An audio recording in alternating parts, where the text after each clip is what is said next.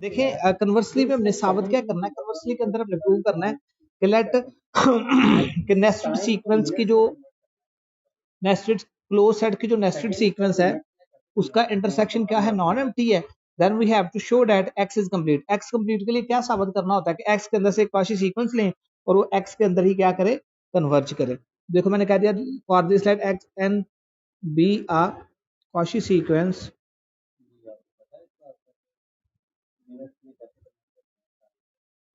B a Cauchy sequence in x. X के अंदर क्या है जी, काशी सीक्वेंस है। Let every nested sequence of closed set has non, ठीक है जी। हमने कह दिया कि for this let be Cauchy sequence in x, ये एक्स के अंदर काशी सीक्वेंस, अगर काशी सीक्वेंस है तो काशी सीक्वेंस की डेफिनेशन लगाएं।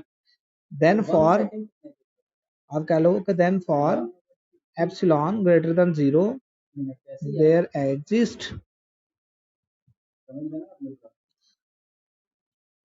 X and be a Cauchy sequence, then there exist, आप कह सकते हैं then there exists a positive number and not such that, तो Cauchy sequence की डेफिनेशन बेटा क्या लग जाएगी, डी एक्स एन और x m less than epsilon for all m and n greater than n naught. यहाँ तक कोई प्रॉब्लम तो नहीं बेटा? देखिए बेटा यहाँ पे अगर ये काशी सीक्वेंस में मैं एक बार रिपीट कर देता हूँ, अगर ये काशी सीक्वेंस है तो देखिए मैंने खुद से क्लोज सेट्स बनाने हैं जिनके लिए मुझे ये काम करना पड़ेगा।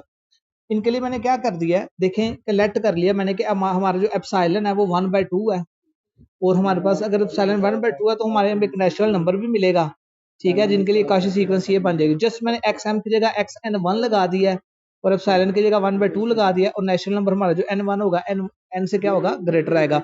और एक क्लोज बॉल मैंने कंसिडर कर ली खुद से जिसका सेंटर इसके ऊपर होगा और उसका रेडियस क्या होगा, 1 होगा। ये क्लोज बॉल है, क्लोज बॉल क्लोज सेट होती है इसलिए मैंने इसको f1 का नाम दे दिया। सिमिलरली अब मैंने क्या कर लिया, रेडियस और छोटा कर लिया। देखो पहले रेडियस 1/2 था, अब 1/4 हो गया और छोटा हो गया। And a natural number n2 such that, एक और यानी कि हमारी का सीक्वेंस क्या बन जाएगी, वो बन जाएगी xn1 होगी और xn2 पे और ये हो जाएगी 1/2 का square for all n2 greater than n1। यहाँ तक कोई प्रॉब्लम तो नहीं बेटे?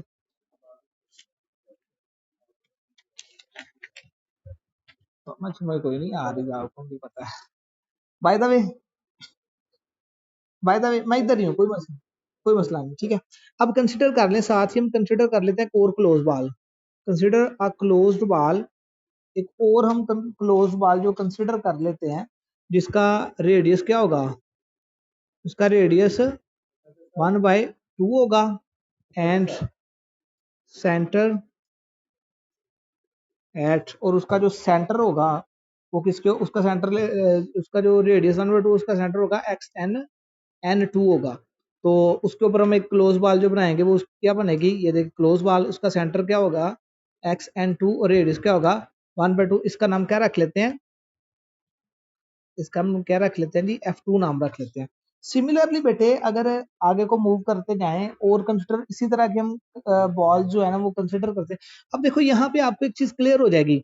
अब जो f1 था ना, f1 का रेडियस क्या था, f1 का हमने रेडियस क्या लिया हुआ है बेटे, 1 लिया हुआ है और f2 का रेडियस हमने क्या लिया हुआ है, हाफ लिया हुआ है। यहाँ से आपको क्लियरली एक बात चल गई कि f1 जो है वो ग्रेटर देन है किससे, f2 से। यानी कि हम सिमिलरली इस तरह बेटे मूव ऑन करते जाएंगे तो आपको खुद ब खुद ये क्लोज सेट्स भी हैं। क्लोज सेट्स क्यों है, क्योंकि हमने क्लोज बालें ली हैं और क्लोज बाल जो होती है वो क्लोज सेट भी होती है और ये हमें खुद ब खुद नेस्टेड सीक्वेंस मिलती जाएगी अगर आप रेडियस को रिड्यूस करते जाएंगे।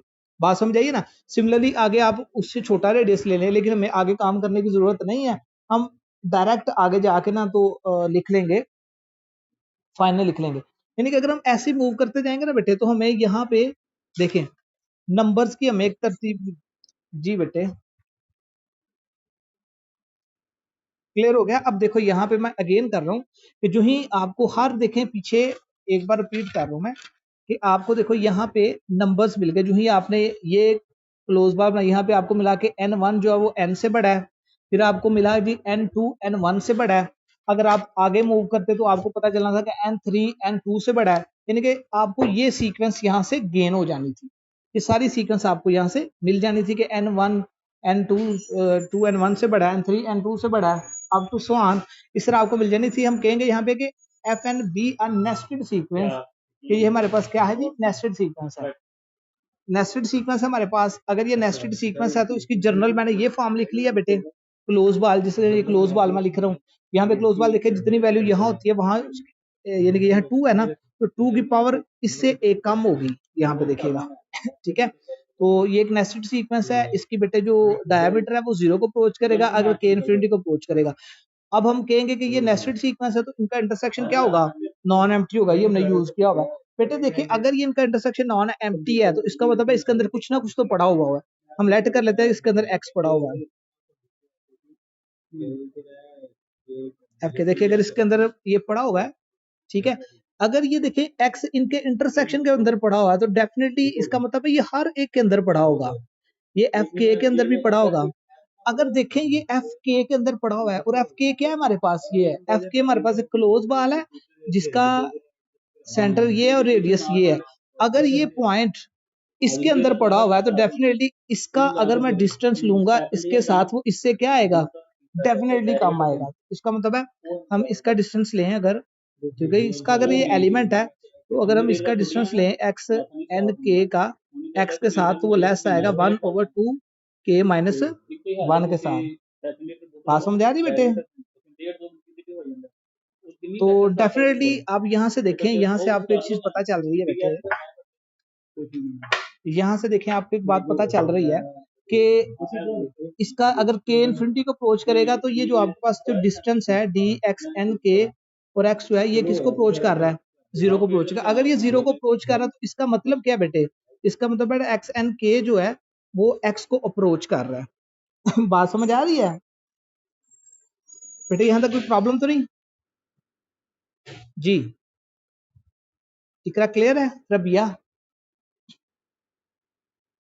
ठीक है, तो यहां से हमें पता चल गया कि ये इसको अप्रोच कर रहा है एक्स को। अब आपको पता है कि ये क्या नजर आ रही है, ये एक सब सीक्वेंस है किसकी, कॉशी सीक्वेंस की। ऐसी है एक्स एन हमने कॉशी सीक्वेंस ली हुई है ना पीछे, ठीक है ना बेटे, एक्स एन हमने शुरू में कॉशी सीक्वेंस ली हुई है ना कन्वर्सली के अंदर, तो ये उसकी सब सीक्वेंस है, उसकी सब सीक्वेंस कन्वर्ज कर रही है, तो कॉशी सीक्वेंस खुद भी क्या करेगी, डेफिनेटली कन्वर्ज करेगी। आप कहेंगे कि दिस इज अ सब, आप कहेंगे this is a sub sequence of x n be a Cauchy sequence,